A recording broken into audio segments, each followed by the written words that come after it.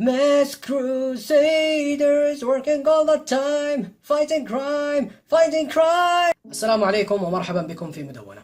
اليمن دولة تقع غرب قارة آسيا، كوريا الجنوبية دولة تقع شرق قارة آسيا. على المسافة الهائلة التي تفصل بين البلدين وعلى اختلاف عرقية الشعبين، إلا أن بينهما أشياء مشتركة.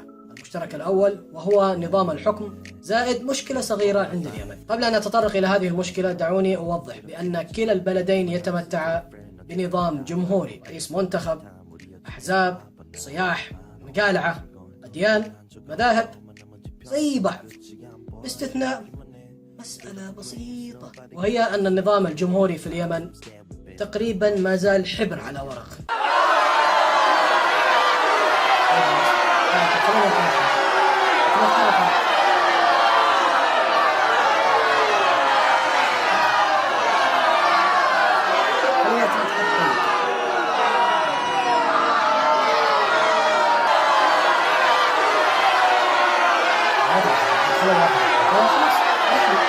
Is the might power that can save the day. المشترك الثاني بين البلدين العصيدة. لا يمكنك أن تذكر المأكولات الكورية من دون أن تتذكر العصيدة الكورية، ولها أنواع متعددة في كوريا الجنوبية. كذلك اليمن وسائر العالم العربي لا يمكننا أن نمر على الوجبات اليمنية والعربية عموما من دون أن نذكر العصائد. ولليمن أيضا عصائد متعددة حسب المناطق، ولكن إضافة إلى تناول العصيدة نحن في اليمن نستخدم مصطلح العصيدة لنفسر المشكلة. ولهذا عندما نصف الوضع في اليمن فنحن نقول عصيد، أي أن الوضع معصود عصدا. يعني ممكن نقول أن الوضع معصود بس مش معصود قوي، على حجم هذا المقلة تقريبا. No one knows what lies behind their masqueraders. المشترك الثالث بين البلدين وهو المأكولات الحارة. عندما نقول المأكولات الحارة تبادر في ذهننا الكيمتشي في كوريا الجنوبية، ليس فقط لأنه حار ولكن لارتباطه بالثقافة والتاريخ الكوري. كذلك الوجبات الحارة موجودة في اليمن، ومن أشهرها الشفوت.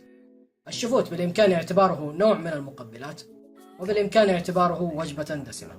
الجميل بأنك لست ملزما بأن تأكل هذه الوجبة وهي على درجة عالية من التتبيلة. قد تكون متبلة وحارة جدا، قد تكون وسط، وقد لا تكون حارة أبدا، وذلك راجع لمزاج الشخص الذي يحب المأكولات الحارة، ومنا من لا يحبها، وهناك من يحبها ولكن وضعه الصحي لا يسمح له بأن يتناولها، هي حارة جدا. كل منا يعد الطعام كيفما يشاء ويأكل ما يناسبه. وعلى طاري المأكولات الحارة، لدينا بهارات يمنية تسمى حوائج الزوم. هذه يتم إضافتها للأكلات فتعطيها نكهة رائعة وخرافية جدا. ولكن إن كنتم مجانين زي حالتي سوف تضيفون هذه على كل شيء قابل للأكل. مثلا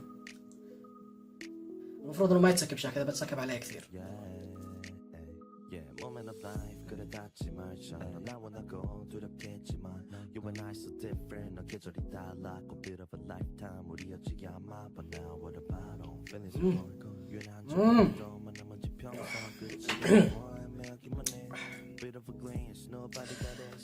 حوائج الزوم.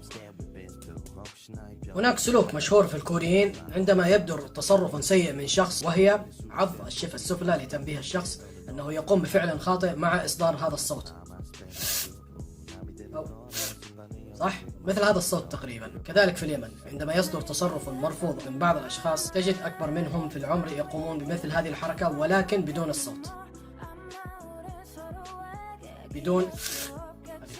اللغة، صدقوا أو لا تصدقوا، هناك لن أقول مشترك ولكن يوجد تشابه بين بعض الكلمات في اللغة الكورية واللهجة اليمنية. على سبيل المثال منادات الوالدين. عند منادات الوالد في كوريا يقال أباه أباه، في اليمن نقول أباه أباه. أباه يوجد علامة الشدة على حرف الباء إذا ما كتبنا الكلمة الكورية بالأحرف العربية. أباه هي ذات الكلمة في اللهجة اليمنية ولكن بدون علامة شدة. منادات الأم أماه أماه، اللهجة اليمنية أماه أماه أماه، الميم ممدودة. وفي اللهجة اليمنية نستطيع أن نقول أنها ربما تكون نصف ممدودة، أماه أماه. عند منادات الأصدقاء أو عندما ينادي الكبير الأصغر منه سنا، وأحيانا في حالة الغضب. يقال في كوريا يا. في اليمن عندما يخاطب الكبير الأصغر منه سنا أو الأصدقاء أو في لحظة انزعاج، وربما يكون أمرا طارئا أن تنادي من هو أكبر منك سنا، تريد أن تخبره أمرا ما فتريد أن تصرخ قبل أن ينصرف وتقول يا. طبعا هي مستخدمة أيضا في اللغة العربية الفصحى، فهي أداة من أداة النداء، ولكن في اللهجة اليمنية فنحن نستخدمها فيما بيننا كما يستخدمها الكوريون. يا. أخيرا وليس آخرا، من الكلمات المشهورة في كوريا الجنوبية هي فايتنج، وهو تعبير يستخدم للتضامن والتشجيع لأجل الوصول إلى الهدف. كذلك في اليمن لدينا كلمة مشابهة وهي قوة لا تعني هنا القوة العضلية، وإنما تعني التضامن والتشجيع لتحفيز الشخص للوصول إلى الهدف. لا نستخدم دائما القبضة، تستخدم القبضة أحيانا عند الحماس أو في الرياضة أو في الحروب، وأحيانا تقال من دون استخدام القبضة. fighting قوة. Come see the laser rays fly away. السلام عليكم وأن هي كيسيو.